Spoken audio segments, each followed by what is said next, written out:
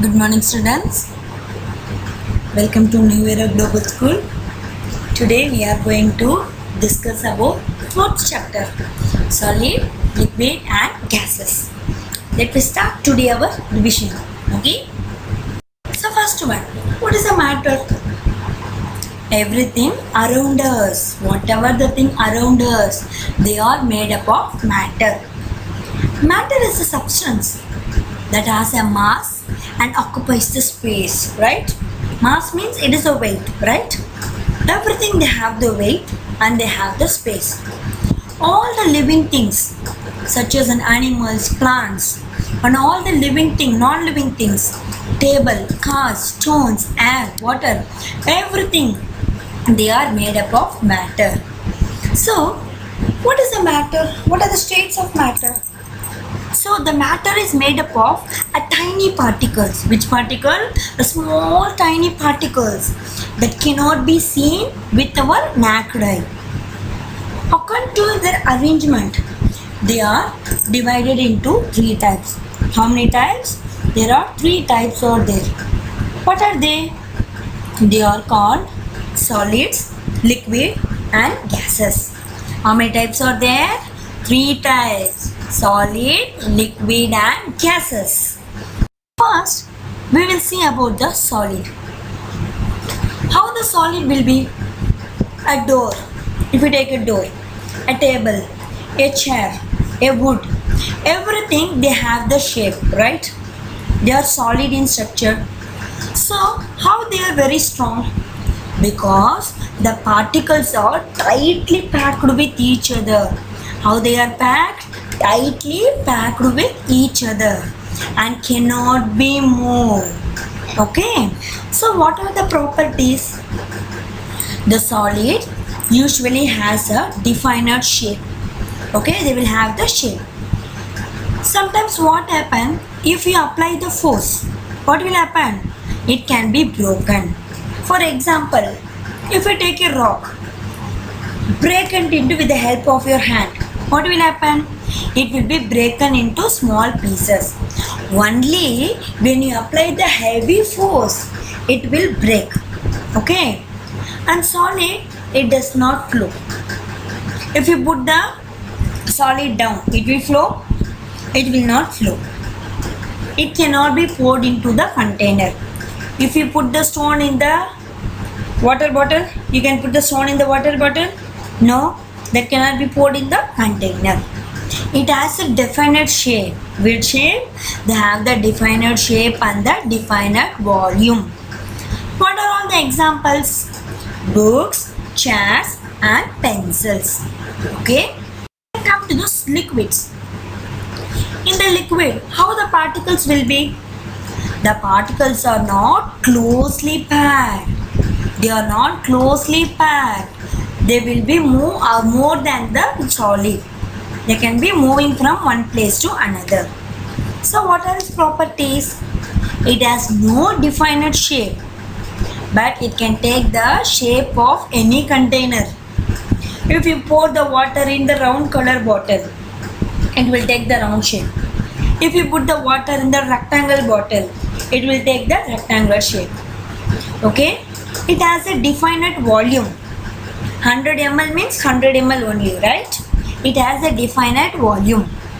What are the example? Another thing, the liquid can usually flow from one place to another. From one place to another, it can able to move. What are the examples?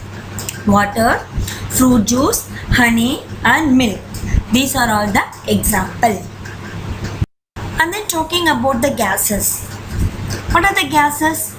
Here in gases, the particles are not tightly packed. They are loosely packed. Okay, so what happened? It can move around very freely. So the gas has no shape and volume. So what happened? It can occupy all the places in the container. And it can flow very easy. Air is a mixture of gases. Examples are steam, oxygen and carbon dioxide. And then change of state. What I mean by the change of state? matter can change from one state to another. For example, solid can be converted into liquid. Liquid can be converted into gas. Gas can again converted into solid. How they can be done? Mainly by two process, heating and cooling process. How many process? Two process. One is heating and second one is cooling. So, for example, if we take the water, it exists in three states like solid, liquid and gases. So first one, how the liquid is converted into solid. So as I before told, mainly the two process only. One by heating, another by cooling. Okay. Here the liquid changes into solid on cooling. Okay. This process, it is called as a solidification. For example, okay, I am repeating again, keep this in your mind. A change of the state mainly in two forms only. One by heating, another by cooling. Here the liquid changes into solid by cooling. Means it is a solidification process. For example, take your water. Water is a liquid. Now put it in the freezer. Freezer means it is a cooling process. And then what happened? It is slowly converting into ice. Okay. So in cold places, you can see the water in the lakes. It will be freezing. And during the winter, it will form the ice. So these are all the examples of solidification. And then solid to liquid. How the solid is converted into liquid? By heating process. The process by which a solid changes into liquid on heating is called melting. Now see the example. When ice is kept in open or warmed over the stone in a pan, it melts into water. Simple. Now take a ice, keep it in a pan. Then what happen? Heat that one. After some time, what will happen? The ice will be converting into the water. Now take a butter. Okay? Kept in the freezer. In the freezer, it will be in the solid state, right? Now take the butter, put it in the pan. Heat that one. What will happen? The butter will start melting. Right? How? By giving the heating process. So these are all the examples of melting.